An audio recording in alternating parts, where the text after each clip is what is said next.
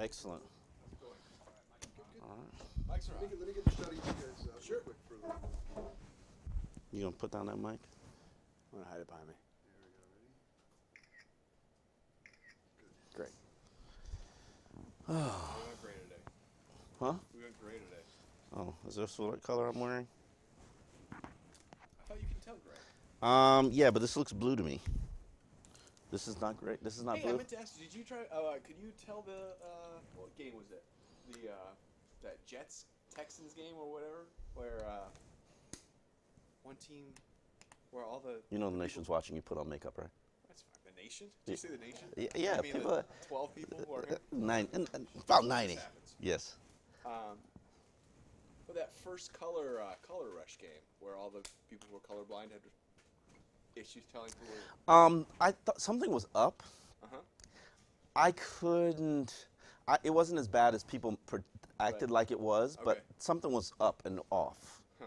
Yes, I remember. Yes, I only watched that game for a little bit, and then something. I was like, it's like maybe something's wrong with my television. Well, it's funny. We all felt that way, even those who are colorblind and not colorblind. Yeah. All right. Let's check my tie. I'm having a horrible tie tying year, collar year. Well, the year's almost over. So. I know. We got like three more shows. Two more shows after this. One more and then season recap. Then freedom is ours. Here, let me pour you some water. Oh, thank you. Mountain Dew, worst thing you could possibly drink. Is it worse than Red Bull? No. Okay. It falls just short of Red Bull. Good. You're correct. Then I'm doing just fine. All right.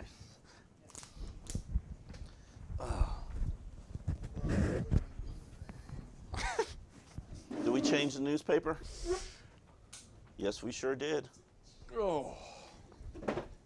Overpowered by the weak-ass Chargers. Ain't that something? Oof. Overtime, I'm running out of battery on this. Maybe Okay. if I actually, you know what? While we're doing the show, I can charge it up and Sure. you can get some juice. And we want your questions. We'll take them Well, yeah, where's after Jamel? the game's over. No, Jamel. Everybody's on vacation. It's funny. I always love these holidays because everybody just takes it easy and they're on vacation and just do their own thing. I never get to do that somehow. Well, the Dolphins also have taken it easy. Shh, that's an understatement. Have you guys made sure that I'm positioned right? Where do you want my chair?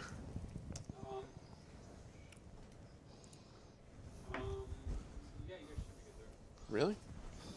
He seems far. Hold on, I don't. Yeah. What is it, X's Omar Live? Yeah, I think.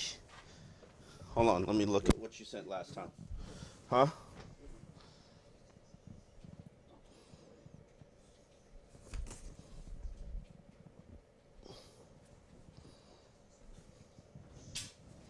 Let me just double check what you sent me last time.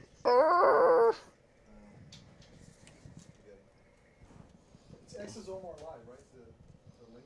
The short link? I don't think it's live. I think it's just X Omar.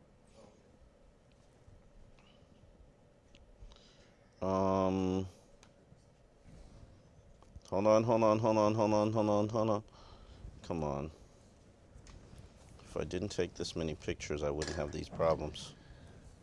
Okay. It is. Damn it. Okay. X is an Omar / X Omar Live Wait a minute, sunsentinel.com. / X Omar Live. I could actually look at it through. No, I think. What are you doing? I'm selfieing. Are you serious? Yep. Interactive.sun hyphen. Yeah, I mean, but it's sunsentinel.com / I don't know. X Omar Live. You're doing what? I'm selfieing. Oh, While you're are you- working hard. Are you kidding? Are you kidding me? Did you really just selfie? I did. That means I'm gonna have to Snapchat. What's your number? Is it? Huh? What's your number? Oh, come on, let me put it in. I don't know why I don't save it. I keep forgetting. Don't save No. it. No.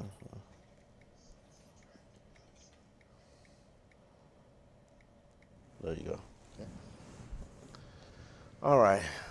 We're taking X Omar Live. There we go. On its way.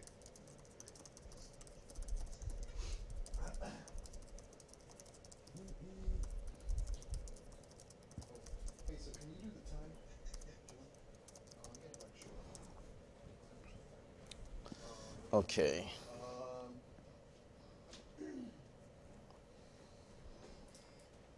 Hey, Tyler. Yeah. So how does he do that? As far as time? You look like you have an amputated arm.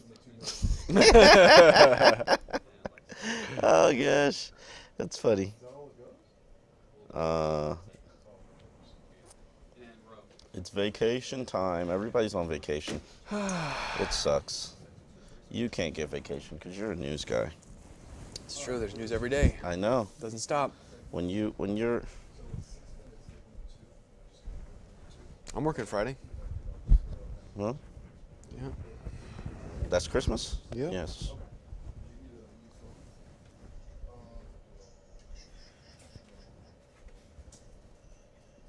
I'll check in periodically too. Okay.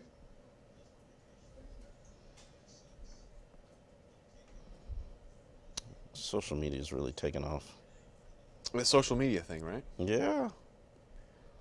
There's so many different avenues and outlooks. I just started Snapchat, which is what, where all the kids are.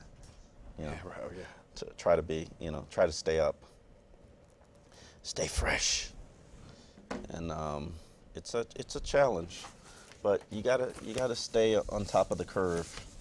Otherwise you'll be left behind. Mm-hmm. Kids are leaving Instagram and we think it's cool. Kids are like, Instagram, that's so yesterday. All right. That's why they're moving on to the more older people get into it. Yeah, exactly. Yeah. The older people are like, oh man, Instagram's so cool. What are these filter things? Kids are like, time to go. Yeah. My son tells me I should stay.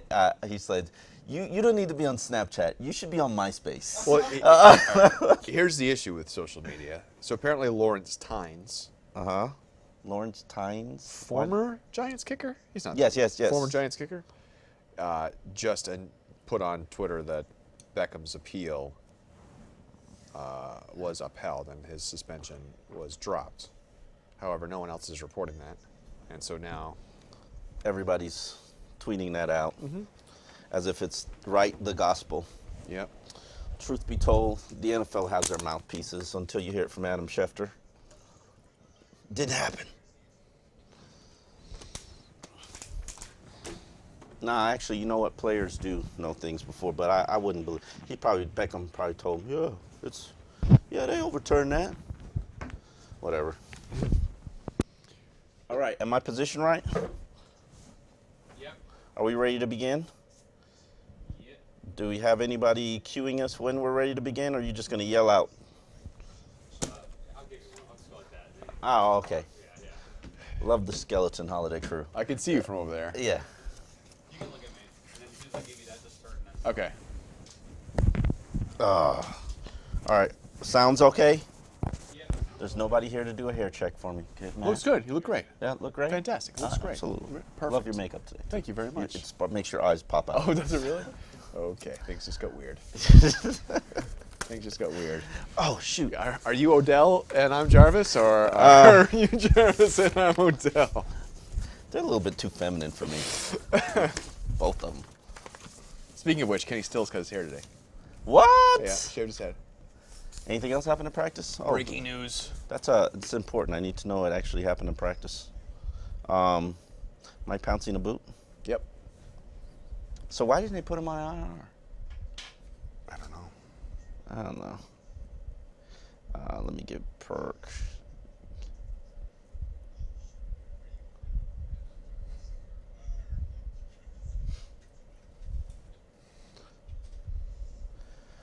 Okay. I'm ready when you wonderful people are.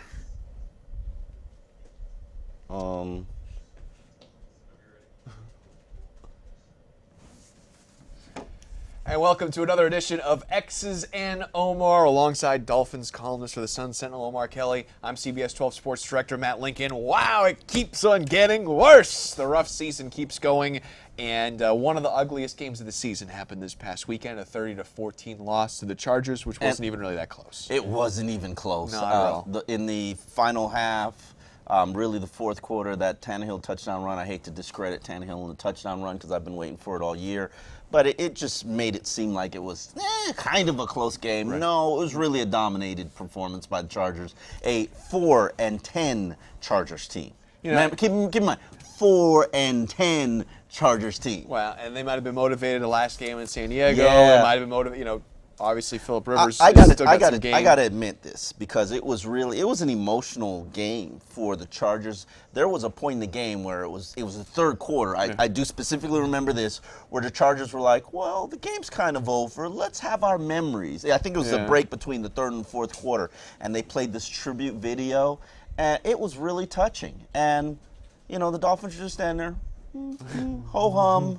And let's get this thing over with, which is just how the Dolphins happen to be playing this season. All right. It didn't motivate them at all. How disturbing was it that they got manhandled by a team that hasn't manhandled anyone all year? They hadn't allowed a rushing touchdown the Chargers hadn't gotten a rushing touchdown since the season opener. And it just keeps getting uglier. I mean, you're talking about a team that gets manhandled at the line of scrimmage, who happen to be the Chargers. On offense and defense, dominating you at the line of scrimmage, which, my column in Monday morning's paper was, if you want to get to genesis of where this all began with the Dolphins. Last year, losing the battle at the line of scrimmage. This year, worse, losing the battle at the line of scrimmage. I mean, last year, remember how we used to talk about how, that run defense last year, that was tragic. That was horrible. Do you realize the Dolphins are 88 yards from eclipsing last year's rushing total and have two games to do it. Two games to do it. Giving up 130 something. I can't find my math. Where's my rushing yard? 132 rushing yards per game. 132 rushing yards per game. 88 from that total. Let's get to the average, and they might be the worst run defense in the franchise's history. It seemed more egregious last year because last year they were in games at the end, and when they needed stops, they didn't get them. Now they're just not in games at all. So it doesn't even seem like it matters that much. And like we said, it's not going to get any better. Koamisi goes down, Chris McCain goes down, Mike Pouncey goes down. Brandon Abbott's hurt. I just came from the Dolphins locker room. I'm looking around. I've been here all year. Who are these guys? I mean, there are people in there that I have no idea who they are. I'm a bit disappointed in what the Dolphins did in terms of adding to the roster. Yes, offensive line, you need to get guys that know the chemistry, know the calls, and that's why it makes sense that Shelley Smith and Jaquez McClendon are back. But, linebacker. You should be, right now you've got 4 roster spots. You should be going out and poaching some team's talent. And they might be doing that, waiting on that Mike Pouncey roster spot, because clearly Mike is probably going to have to go on IR. If he's walking in a boot, he's not going to be playing in the final 2 games. So they might be poaching players to add to the roster, and that makes so much sense because you need to go out and, for the future of the franchise, claim some other team's best practice squad player. Try to get somebody. Something. Add it to your team, add it to the talent base, because your future looks bleak right now. Let's take some of your questions that you've sent to us using the hashtag XOMAR on Twitter all week. Sean asks, is the lack of leadership a big reason why this team looks so bad right now? Louis Delmas is out. Lots of guys are out. Yeah, lack of leadership. And give you an update. Earl Mitchell is not practicing. Mike Pouncey clearly is not practicing. Juwan James or Rashard Matthews are practicing, but are they going to play? Because Juwan practiced once last week and then suffered a setback with that left toe injury. And, Dolphins considered putting him on IR. If he doesn't play this week, you should have put him on IR and use that roster spot. But to get to your question, leadership. Clearly, coming into this season, the top leaders on the team, Cameron Wake, Brent Grimes, Louis Delmas, Rashad Jones, and I threw in Cameron Wake, Mike Pouncey. Mm-hmm. Yeah, Brandon Albert as well was a leader. Most of those guys are injured and hurt and out. And it's just a mess. And leadership wasn't strong to begin with. When your starting quarterback is not your leader of your team, that's an indictment there. And Dominican Sue, I cannot say he's a leader. No offense, but when you signed him, you knew he was a mercenary. You knew he cared about himself. You signed him anyway. Don't be surprised at what the outcome is and all of a sudden say, oh man, he's getting $114 million. Why isn't he a leader? Wait a minute, we thought we signed a leader. No, you didn't. You didn't. You promised, you hoped that he would develop into a leader, but he hasn't. And his attempts at leadership have been disastrous. Like you talked about, he's not good in the locker room. He's not a locker room leader. He's just been bad. Let's take the next guy. Matthew asks, will the Dolphins have the money to bring back Olivier Vernon and Derek Shelby next year? Oh, absolutely. Based on some purging that can easily be done, the Jordan Camerons, the Greg Jennings, there's some other moves. Brent Grimes could possibly be cut. There's easy ways to clear up $30 million, and that's without restructuring Ndamukong Suh's contract, which is always a breaking case of emergency glass. Now, the question is, are the Dolphins willing and capable and able to pay Olivier Vernon what he's going to command, which I'm hearing from his people, $40 million is the starting point. 5 years, $40 million is the starting point. They're trying to get over that, and he's more than likely going to be hitting the open market because I'm not sure the Dolphins are going to be willing to franchise tag him at what the tag is. And we saw what happens when you put a transition tag on a player like they did Charles Clay. So maybe they'll put a transition tag to try to scare another team away. Now, in terms of Lamar Miller, we talked about that last week. Yeah. We looked at the comparative contracts. We're looking at a player who's probably in the range of $15 to $20 million on a 4-year deal, something in the lines of $4 million a year, 2 of it fully guaranteed. I'm not sure that the Dolphins are interested or willing to pay that, just considering they've tried to replace Lamar Miller 3 times. We asked them last week, both of them, about their future. What are they going to say? Well, OV definitely gave a business is business type of answer. It is. And it is for everybody. Listen, let me tell you something about OV. OV has played on a defense where his backups have made more money than him in his 4-year career. Mm-hmm. Derek Shelby makes more money than Olivier Vernon. Yeah, that's not right. Deion Jordan had made 3 times as much money as Olivier Vernon. If you don't think this is about money to Olivier Vernon right now, you are an idiot. Well, it has to be, and that's on it. It should be. It should be. It has to be. This is a business. He is a Miami guy from American high school. He's played at the University of Miami. He loves the Miami Dolphins. He loves South Florida. But this is a business. This money is supposed to set up his family for future generations. Right. If you don't think he's playing in Timbuktu if they offer him $1 million more than the Dolphins. Well, and you look at those two guys. Lamar Miller and OV, homegrown their whole career. They could be the. And here's the problem. This is why the Dolphins have always shied away from investing in University of Miami players, because of the pressure to keep that homegrown talent. Mm-hmm. Because there will be pressure to keep them here. Because one, they played relatively well throughout their career. Good players, talented players. But here's the issue with the Dolphins. They've never valued their own free agents properly. Mm. They've never assessed the value of their free agents and offered a comparable contract. Rare, it happens. Mike Pouncey is highest paid center. Cole Messi was way overpaid when he got his contract. Rashad Jones is one of the highest paid safeties in the league. Sad condolences on Rashad for not making a Pro Bowl. He wanted it so bad. But, he still got a chance. He still can get there as an alternate. Well, we're digressing, but he actually just said in the locker room that he does not want to go as an alternate. He feels like he should be a starter, and he feels disrespected if he goes to an alternate. He's not going to go. I bet you when his contract bonus is triggered because he's an alternate, he'll go. He said there isn't one in his contract. That's what he said. Let's take one more Twitter question to get back to Lamar Miller, because what the hell is happening? Steven asks, is Jay Ajayi the starting running back next year? What does Miami address in the first round? Let's specifically talk about this running game. What is going on? What's going on? That's what is happening?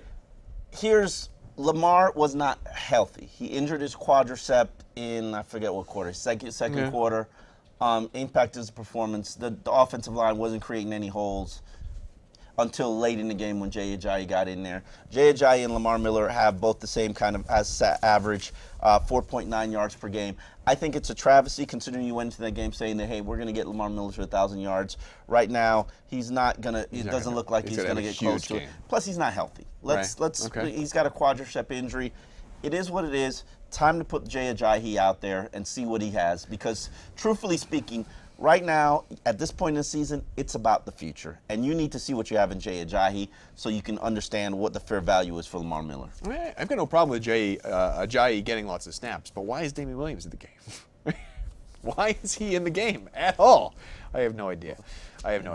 So, gut feeling. Do you know? Can you tell now whether or not what the Dolphins, if they've made a decision about whether or not they want Lamar Miller? I don't even know who the hell's going to call the shots.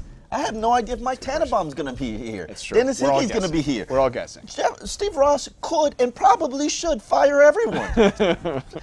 I mean, you took an 8-8 team and you made it worse in one offseason. Yeah. Drastically worse. That's justifiable firing. Didn't Steve Ross says he expected a playoff? Goddamn right. Goddamn right. Are we close to the playoffs? We couldn't be farther away from it. In fact, Heads just about. Should roll. Okay. All right. Let's move on. Your season has also been, it's been a disappointment also because there were some spots out there. Ooh. Well, and AFC was wide open. And especially, I know, now in retrospect, we can go back and look at this schedule. The Dolphins had, this is the easiest schedule I'm you laughing could at you possibly. because I hate when people say, the schedule's so easy. Was the top half of the schedule as tough, as simple as you thought it was? It was easier. It was True. easier, Omar. They played the AFC South, and they played the NFC East. The toughest non-division games that they have played. You know what the toughest Giants? No, the Redskins. Oh, yeah. That's the toughest non-division game that they have played was the Redskins. And unfortunately, they're a bad team. They're a bad team. Well, I think if the Redskins played them again, the Redskins would probably whip them. Definitely. At just like this the point. Texans. If the Texans played them again, the Texans would whoop them. I don't know about that. Sometimes it's I don't know. Those are two playoff teams, though, that the Dolphins beat this year. You're going to make me laugh. But the AFC was wide open. You're looking at 3, 9, and 5 teams. The Jets, Kansas City, Pittsburgh. The Jets dominated you in both games. So clearly you're not even close to the Jets. But it's wide open in the AFC, and the Dolphins somehow have dropped the ball. Yeah, I think we said it at the beginning of the year, at least we thought it, to get to the playoffs, you got to be better than the Jets and the Bills. That's where it starts, being better than those two teams. And they went 0-4. You were dominated. It wasn't even close games. All of those losses were by 13 points or more. Right. Well, the Jets, you said about the Jets, they pretty much hit a total reset button and now are considerably better. Is this a blueprint of what the Dolphins need to do? Probably. I can't say unfortunately because I don't know where I am from a confidence standpoint that Mike Tannenbaum can fix this. But what I do know is that Mike Tannenbaum has a good history of hiring coaches, and he's got a good history of networking in terms of the realm of people. So maybe he can hire a new GM and a new head coach and reset the whole organization with him at the top. I don't know. The problem is you better do something. Because you can't keep doing the same thing on this mediocrity merry-go-round, and expect a different result because it ain't working. Not at all. There's nothing salvageable about the season. The best thing that you could say about the 2015 Dolphin season is, hey, we might have found a good punter. No, but really the best thing they could say about this season is that this is the excuse to tear it all down and build it back up. It's not 8-8 again. I've seen it's plenty not 7-9 again. I've seen plenty of other excuses, and they still haven't done it. Well, this is it right here. This is it. It ain't gonna be done. Well, Eddie asks, do you think Mike Tannenbaum is gone at the end of this season? He's the one who is the most likely to keep his job in that office, right? You know, when Steve Ross hired Mike Tannenbaum and put him in charge after he was working as a consultant with the organization, what he should have done was say, Mike, you're in charge. You're the football guy. You have total reign in the organization. What do you think we should do moving forward? And Mike Tannenbaum's answer probably would have been, we should probably fire Joe Philbin and hire a head coach.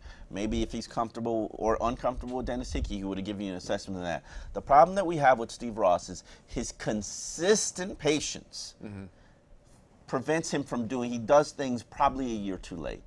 And because, and it's an admirable trait to say, you know what, Matt, I'm going to give you a chance. Right. I'm going to give you a fair, equal opportunity. Because I believe in Because you. I believe in you. And he usually does this to try to send the right message to prospective hires that he's a patient man and he's going to be tolerant and wait to let the process play out, let you get your people in.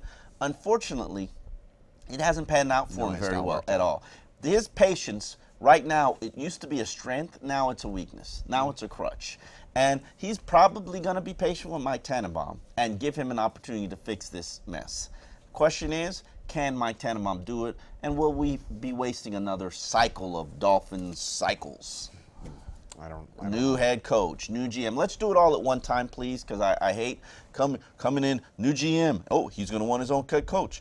New head coach. I can't work with this GM. And we just keep doing it over and over and over and over again and extending the mediocrity merry-go-round ride. Hit the reset button just like the Jets did and see what happens. Okay. Kevin asks, do you see Dennis Hickey being fired? If so, don't you think a GM search is just as important as a coach search? Wow, we're doing a firing show? Is that what we're really doing today? Hey, we've fired the head coach, fired the coordinators. Let's move on to who's next. Dennis Hickey's part of the problem. Because I could look at injuries even factoring in. What impact has his 2 draft classes had? Juwan James is a starter. Jarvis Landry is a borderline Pro Bowler. No, he's a good player. He's a good NFL player. He's a borderline Pro Bowler. He's a good NFL player. Own the Dolphins receiving records at the time. This is always just going to get better with a better quarterback. Okay, and what's his yards per catch average? Jarvis Landry is not a Pro Bowl player. I apologize for those who think that he is. Brandon Marshall is a Pro Bowl player. Odell Beckham is a Pro Bowl player. DeAndre Hopkins is a Pro Bowl player. Julio Jones is a Pro Bowl player. Des Bryant is a Pro Bowl player. Des Bryant's terrible. Jarvis Landry is not in the neighborhood of any of those players. Okay. Talent-wise. All right. No offense to Jarvis. Great player, own all the records that you want. Jarvis Landry is the 2015 version of O.J. McDuffie. Very nice player. Not a Pro Bowl talent. Okay. That's fine. We can agree to disagree. If Dennis Hickey's best player is Jarvis Landry in his 2 draft classes, and everybody else is just a guy, because Juwan James is just a right tackle. Billy Turner, just a right guard. Can we assess any of the rookies? I mean, we're at this point now where do we know? Do we know Devontae Parker? They're not ready. None of them are ready to start. They are starting because of injuries and because the team wants to prop them up there. None of them are impactful players. Okay. Not right now, not in the rookie year. Maybe Devontae Parker when he's healthy and confident in his foot. Maybe he'll get there. I think he's got a lot of talent. Maybe Bobby McCain will come back from his concussion-induced beatdown from Phillip Rivers, who just put a target on his back. Right. But they're not impactful players. So Jordan Phillips had one impactful game and disappeared. So Hickey's gone. No, I'm not saying Hickey's gone. Knowing Steve Ross's history, Steve Ross will give Hickey one more year. But Steve Ross's history always shows that he should fire somebody. He fires somebody a year too late. Let's take our next question from Danny. At this point, what is more valuable for the Dolphins for the next decade? Top-tier talent or top-tier coaching? I've seen talent on this roster, and in fact, I thought this roster, the top 22 players, was probably more talented than any Dolphins team I've seen, except for 2011 team. I thought 2011 team, and I always say this, was very talented. They ran into a hodgepodge of hot mess. Coaching staff and management bickering, NFL lockout prevents you from implementing a new offense. You know, they slow start, lose Chad Henne, thank God, because that was a great move. Adjustment to a quarterback, but they went on to win 6-6 in the final stretch of the season. But this team, starters, your 11 starters versus my 11 starters on offense and defense, I thought was as good as any team in the NFL. However, coaching has been a disaster. Started with Joe Philbin, continues with Dan Campbell. That whole rah-rah thing, it was good for a hot minute. But as I told you, a coach has to solve problems and fix them in less than a month. Dan Campbell has fixed absolutely nothing.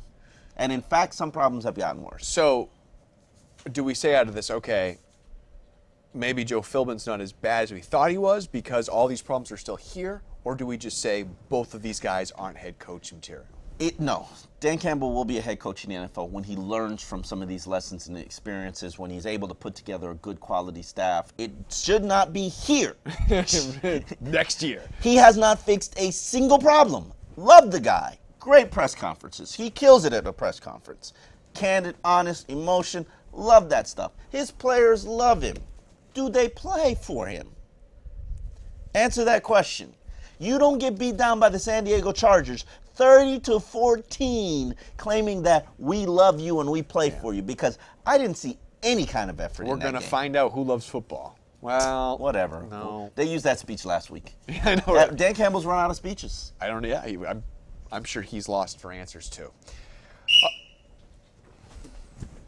Nice catch. Oh. Hey, Jarvis Landry. So before we move on, so you said Jarvis Landry is not a Pro Bowl player. Yeah. Of course.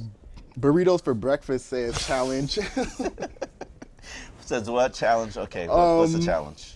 He says Jarvis Landry would be a Pro Bowl player if, of course, he brought it back to Tannehill, if we had a legit QB.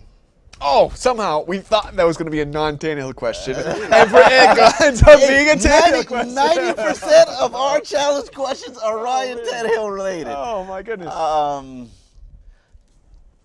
Jarvis Landry is an extended running back. Okay.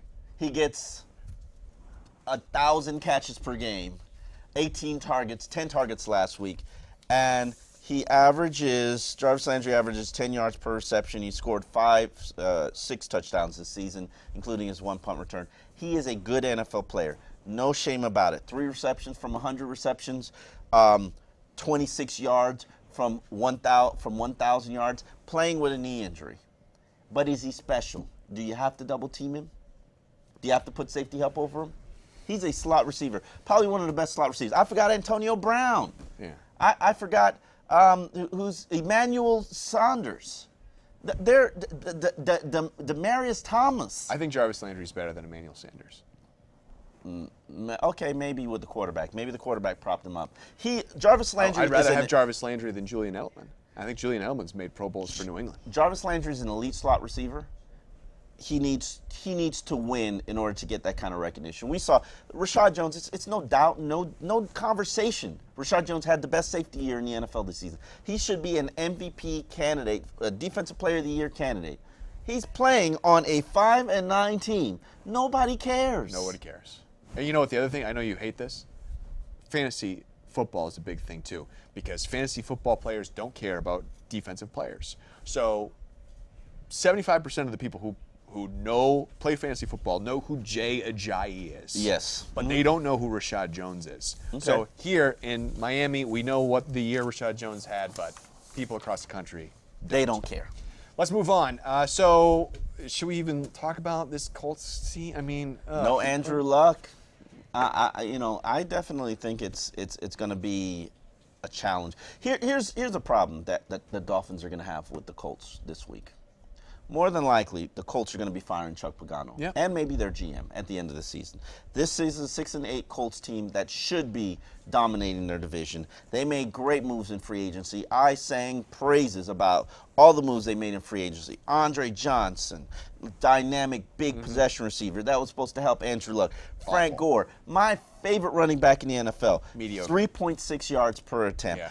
Philip Dorsett, speedy, dynamic, game-breaking wide receiver from the University of Miami who's supposed to stretch the field for Andrew Luck. 12 receptions. Kendall Langford, Trent Cole, fortifying that defensive line. They combined for 7 sacks. Despite all the moves that they made, and I would have traded Miami's offseason for the Indianapolis Colts' offseason in a heartbeat, none of it's worked. Which is more of an argument that you need great coaching and not great players. Well, and it's funny too because they Andrew Luck's obviously that's the story of their year. He really. wasn't It's good before. But that's the thing is that they've won games with Matt Hasselbeck. They Yes. didn't win games with Andrew Luck, and now they're not winning games with Matt Hasselbeck either. So you're right. These guys have not played well, and it doesn't look like we're going to have Andrew Luck this weekend either. Yeah. I hate to sit here and say that all the problems is Andrew Luck because he certainly needs protection, as does Ryan Tannehill, because I know the patience for guys will be like, oh, well, you make excuses why Ryan Tannehill isn't good. Okay, Tannehill, I say get a first round or second round offensive lineman every single year since I've been here, because I know that Ryan Tannehill will never become the quarterback he has the potential to be, which is Alex Smith, if he does not have a brick wall in front of him. So I get that Andrew Luck is struggling because of protection, but they weren't playing very well with him. No, they weren't. No, you're right. So you said about Pagano now, he could get fired. If he does, is he a guy that the Dolphins should be looking at? Well, 39-22 record heading into this game. Now, a lot of that is the 11-5 season that Bruce Arians put together. Yeah, boy. Yeah, I love Bruce Arians. For those who don't know, I think Bruce Arians is the creme de la creme of coaches. He's just so relatable, commanding, he is the blueprint of what you want because he is a quarterback whisperer. He helps every quarterback get better. He's led his team to the playoffs with a number 3 quarterback. We're talking about who's the Dolphins' number 3 quarterback? I don't even remember his name because he's not even that relevant. Is it Logan MB? Thomas? Okay, yeah. Yeah. I mean, you win with QB whisperers and a guy who can make his players play hard for him, and that's Bruce Arians. That's not Chuck Pagano. No. And unfortunately, Chuck Pagano's going to get the axe because he's got a good quarterback, and that quarterback has regressed, which is part of the reason that the Dolphins have struggled. And his defense isn't good enough. So sometimes, and he's a former defensive coordinator. Sometimes that's going to lead to you getting whacked. Is he going to be a good head coach on his next stop? Maybe, but you've already seen what he can do. So it's a no. Probably not. Probably not. Let's take our next question from Jamie. Why would a good head coach candidate come to this mess? Money cannot win everyone over. Steve Ross has had problems hiring GMs, head coaches. It has been an issue that people do not want to be part of this organization for various reasons. I'm not even going to name the reasons because it'll be finger pointing and but we all know that Steve Ross has had a problem hiring people to be part of his organization, getting people to join on. That's where Mike Tannenbaum comes in. That's why he needs Mike Tannenbaum, because Mike Tannenbaum is a closer. He is a salesman. He can sell this hodgepodge of garbage. But the problem that the Dolphins are going to have is there are a lot of teams that have better situations than Miami. Already fired Tennessee Titans. Mariota, they've got a quarterback for the future. Yeah, I mean, he hasn't proven that he's better than Ryan Tannehill, but there's more hope there. There's hope, right. There's hope there. But it's still, you live in Tennessee. So I can't sit here and say that is a better job than the Miami Dolphins. But Nashville's not a terrible team. Teams that need to win to keep their head coaching positions. Indianapolis Colts, they still got an outside chance of winning that division. Giants still got an outside chance of winning that division.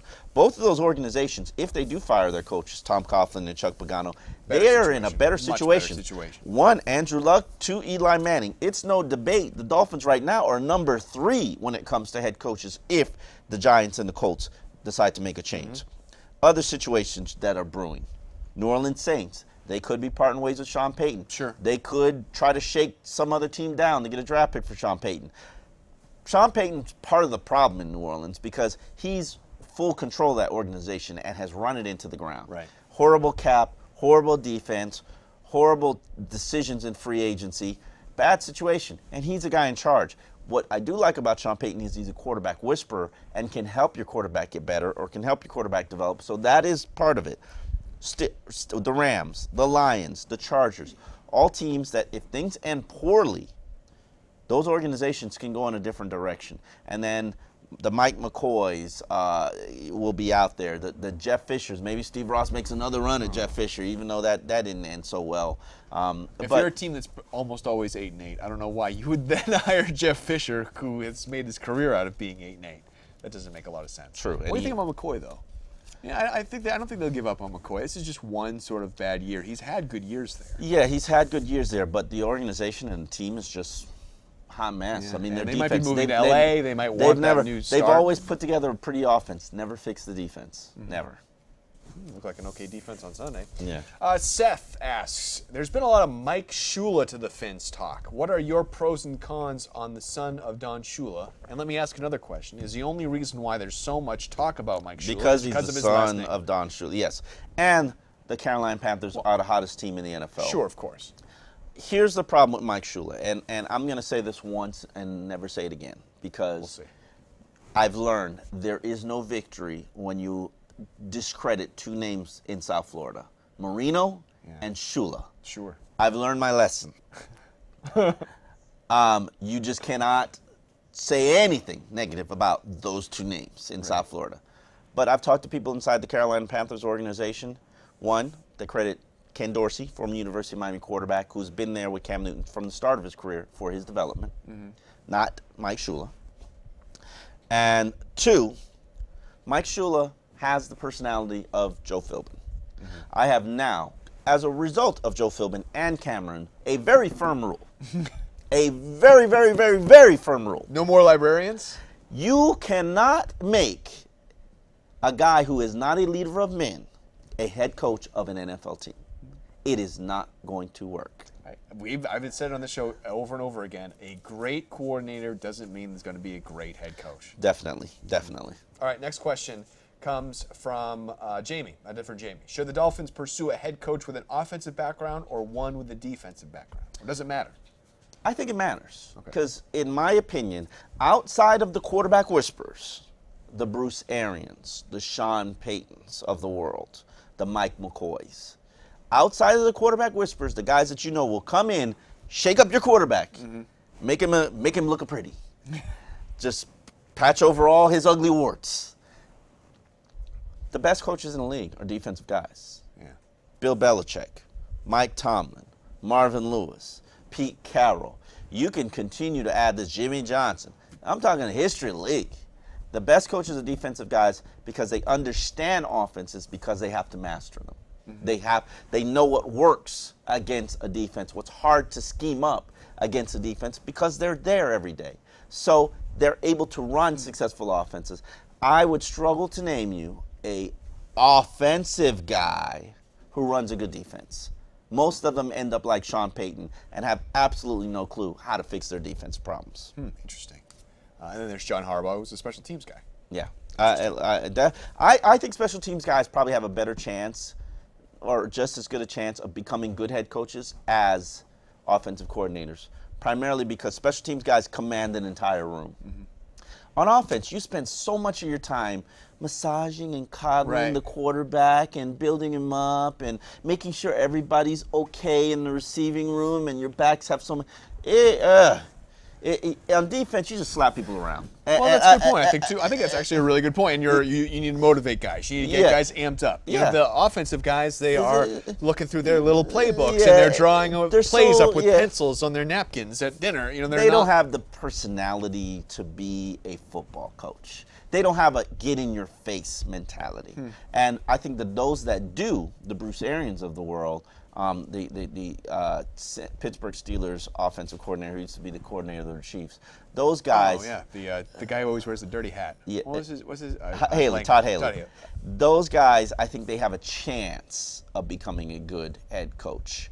But the other guys where they're, pacify quarterback, it's all going to be okay, you're going to be better. We've seen enough of that here. Oh, my God. Enough of that here. Yeah. All right, let's wrap it up. Prediction time. Who you got this weekend? I am not picking the Dolphins to win another game this season. Good, I did the same. Listen, and honestly, they shouldn't win another game this season. You know what the difference of picking 5th as opposed to picking 10th in the draft is? It's a second-round pick. But players want to, they don't care. Coaches don't care. Players stopped caring about this season when December arrived. Right. They have checked out. Checked out. Yeah. There's no debating that. You can't look at their performance on the field and sit here and think that they haven't checked out. Okay. They're done. Guys are playing for stats. Guys are breaking defense, just trying to ball hawk. Hell, they don't even care about running the ball anymore. Yeah. Like, checked out. So I'm going to predict a 21-17 Colts victory. All right, I think it's going to be worse than that. I'm going to because they've all been bad. Let's go 27-13, Colts with the win. If you've been watching us, stay tuned live because we will be taking your questions off of the chat room and also off of Twitter using the hashtag XOMAR. So if you're watching us live right now, stay tuned after this for X's and Omar Overtime. For everyone else, have a great holiday, and we'll see you next week.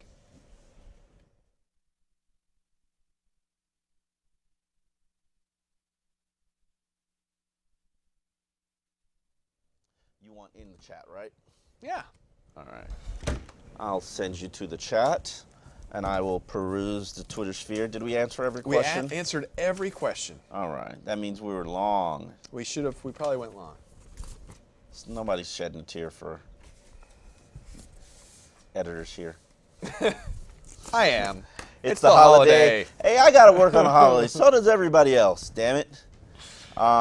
Let's see. Questions. If you have not checked out my 50 lessons learned from this damn disappointing 50? Dolphins season. That is 50. 50 lessons. It's the 50th anniversary of the league. 50th anniversary of the franchise.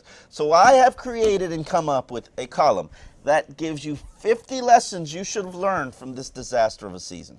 Good thing people have days off to read that thing. Oh, man, it is long. It is long. I'm not, but hey, if you do not learn from your past mistakes as an organization, you're doomed to repeat them. What have we done this entire time as a franchise?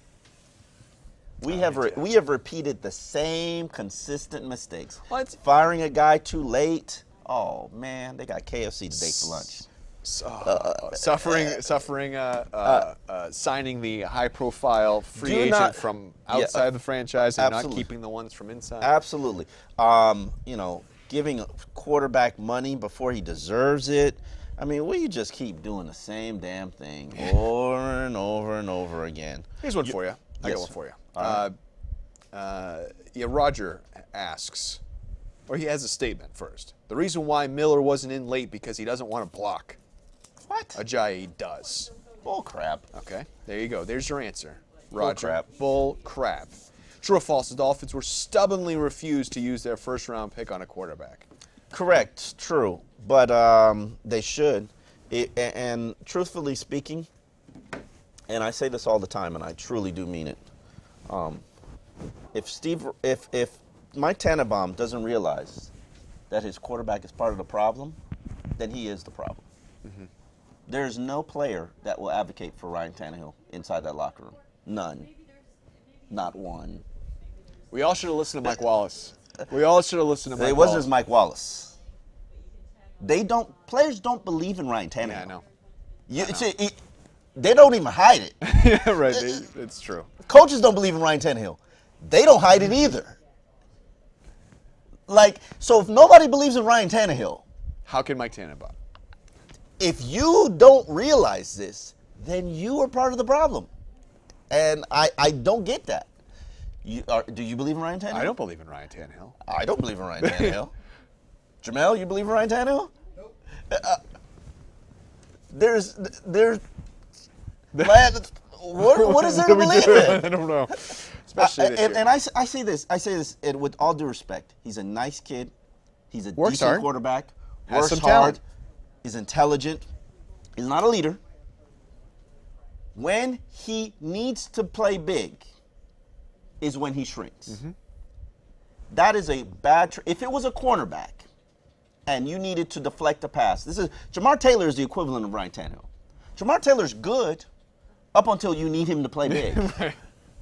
Well, and Jamar Taylor's been benched. Yeah. Ryan Tannehill, we just keep propping him out there.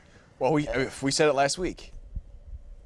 The offense has made one play in the fourth quarter that won a game. That play went off someone's helmet and landed right in Landry's hands. That's the only play, and it was just And that didn't luck. even win you the game. Rashad Jones won you the game. There you go. Rashad Jones won you the game. Here's a question from Finn's Hawk. You're Ross. What's the top 3 things that need to be done as soon as the season is over?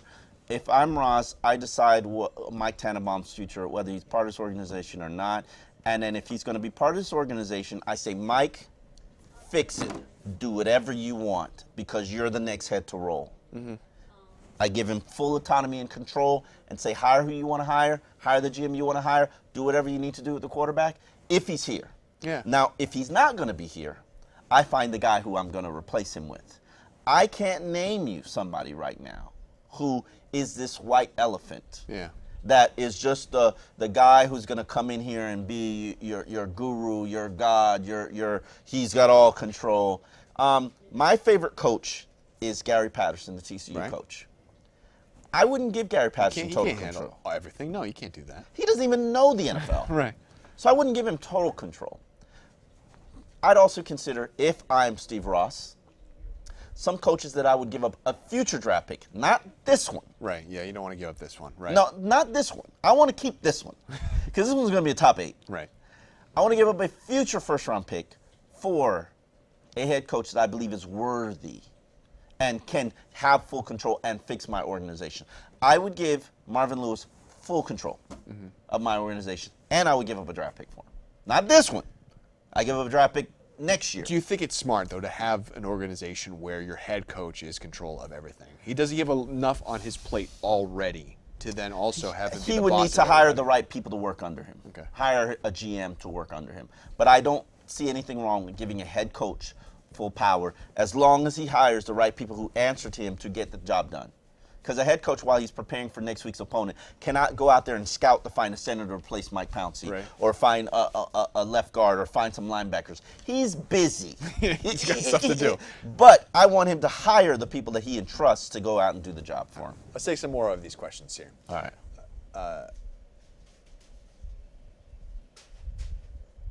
Let's get a good one here. Alex Montez asks, what makes Gary Patterson so special? And I will put it to you this way. What's the best college program in the state of Texas, which is the epicenter of college football? There you go. That answers your question. And he's a defensive coach that coaches one hell of a defense and has an innovative offense. He's also developed quarterbacks. Like you said. That guy, Andy Dalton, that's his. And then Andy Dalton left. And they he stayed still good, won. And they still won. Here's an interesting point. Fabian, because I think it's wrong. Fabian says Miami is nowhere near fixing all the issues until 3 years from now. Is that correct? No, because you could turn around an organization in one season, as The Jets. proven in 2008. What it takes is the right quarterback. Understand, Chad Pennington came and took over a 1-15 team that was injury decimated by injuries. Injuries decimated that team. They got a lot of people healthy back in 2008. But Chad Pennington was the engine that made it go. Killer on third downs. Killer in the fourth quarter. Killer in the red zone. Didn't turn the ball over.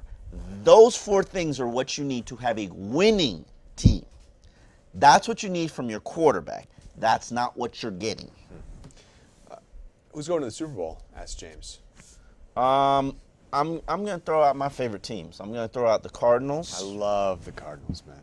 I love the Cardinals. You know, I can never. All pick due it. respect to the Panthers, but the Cardinals are just. I can never pick against the Patriots, but I love everything about the Cardinals, except I think they're a little soft from a run game standpoint. But I'm going to have to go with the Cardinals. Maybe Seattle. Seattle's good. They got no running backs. The Cardinals, and I'm going to pick the Patriots. Okay. I'm going to take the Cardinals and the Steelers. We're going to get that rematch. The Steelers are All right. good, man. That's a scary offense. They're getting better. They're getting better. Scary offense. You know, what's a good reason, Dolphin fans, to watch the last 2 games of the year? Future talent. That's Yeah. all they're going to showcase you. They're gonna pretend like they're trying to play to win, and they're really just going to put all the young players out there so that they can see what they have. Yeah. What do you think? Breakdown on plays, Lamar Miller and Jay Ajayi. J.J.'s going to play less 20 plays. 20 plays. 20 plays. I don't see why you mentioned Damian Williams. I don't see why he's not the third down back too, because Damian Williams, what the hell are you doing there? Well, you might as well see if Jay Ajayi can make blink plays and all that stuff. So, What position should Dolphins pursue the most in the offseason, according to Weck Nerd? As I wrote in my column, if you do not improve you do not start winning games in the trenches Right now, the Dolphins are horrible stopping the run, and they're inconsistent running the football. They struggle to protect the quarterback. You need to address that defensive line. And considering Olivier Vernon and Derek Shelby are both free agents and Cam Wake is expensive at 8.5 and coming off an Achilles injury, more than likely you're going to be adding a pass rusher because those are what you have to take in the first round. And then on top of that, you got to add a couple defensive linemen because I don't really see much future in what you got going on.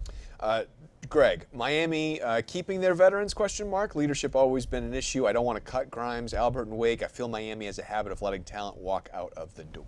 They do, but nobody cares. It's time to really not hold on to some of these guys that they can get rid of because, I mean, Wake's, who knows what Wake has left. I'm on the fence on Cameron Wake. He's a situational pass rusher, so he's probably going to be a third down pass rushing specialist the rest of his career.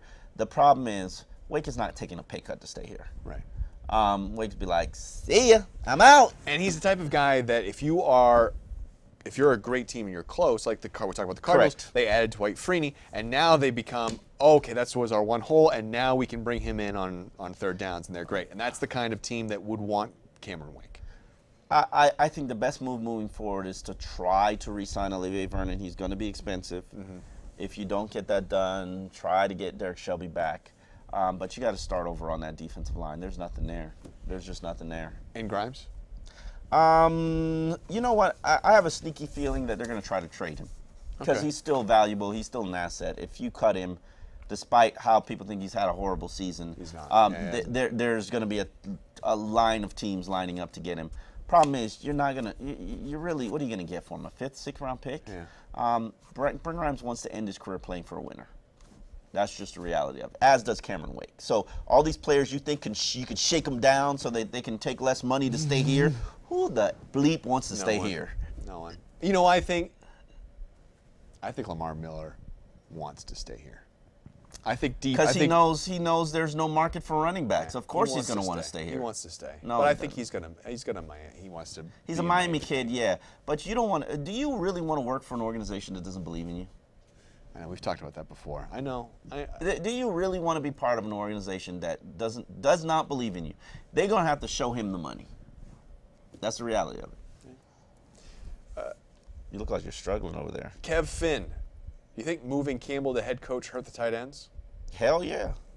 I mean, they've been invisible for all but one game since he's been the head coach. And even though he says he wants to continue to get tight ends involved, he does not. Let's kind of run through. We got some good ones, so I want to run through these All quickly. right, come on. How much better would the Dolphins have been if they kept Sean Smith and Vontae Davis? Same result because the cornerbacks are struggling because there is no pass rush. Do you think Ray Lewis would like to leave television and become a head coach? No. Television's easy money. Why are you working hard for money? Yeah, I don't know. I think we kind of addressed this. Maggot brain. Maggot brain. When it seems like half the league hails from South Florida, why can't the Dolphins accumulate a more talented hometown roster? Because they don't want to. Because the Dolphins don't do a better job signing. If I'm the Dolphins, I'm signing every undrafted South Florida kid. Everyone. I'm every undrafted South Florida kid. Come on down. Jay Look, in the LA. Green Bay Packers do it, and they seem to be winning. Jay in LA asked a question about, I'm more interested in who the next coordinators are going to be. Whatever. Any thoughts on candidates? No, Me neither. that's stupid. You hire a coach and let him figure it out. Speaking of stupid, Deion Jordan in 2016? Yeah, because it's cheaper to let him be suspended again by the NFL than to cut him. You cut him, you're going to take a cap hit, a Right. ridiculous, like $4 million cap hit. Why don't you just let the league suspend him again or have him play his season? Does anyone know where he is? No, nobody cares either. Okay. Let the league deal with him. The league deal with him not. You think he ever is coming If back? he gets suspended, you get your money back. If you cut him, you lose your money. Like, does this make sense to people? All right, last question, because I know you're going to love it. This is for you, and I'm just going to sit back. I'm going to unbutton my jacket. I don't know, maybe Alex G watches this a lot, but if Paxton Lynch is on the board when we draft, do you think we pull the trigger? I think he's talking about the Dolphins. If they don't, they're the biggest bunch of idiots in the league. I think Paxton Lynch is a transformative quarterback. I have not looked at the Goff, the kid from California yet, but I've watched Paxton Lynch all season, and there isn't anything I don't like about him. But the chances that he falls down to 8. No, Almost. very slim. But you're probably going to have to trade up for him. I think it's a possibility. Tennessee looks like they're probably going to be making the number 1 pick. Do I give up future first-round picks for Paxton Lynch? Yeah, but will the Dolphins? No. Cleveland Browns might. New York Jets might. Buffalo Bills might. Dolphins? No, they're not smart enough for that. And we'll end on that note. Thank you so much for joining it. Have a Merry Christmas. Happy holidays. Thank you for watching X's and Omar. Be back next Wednesday, 1 o'clock.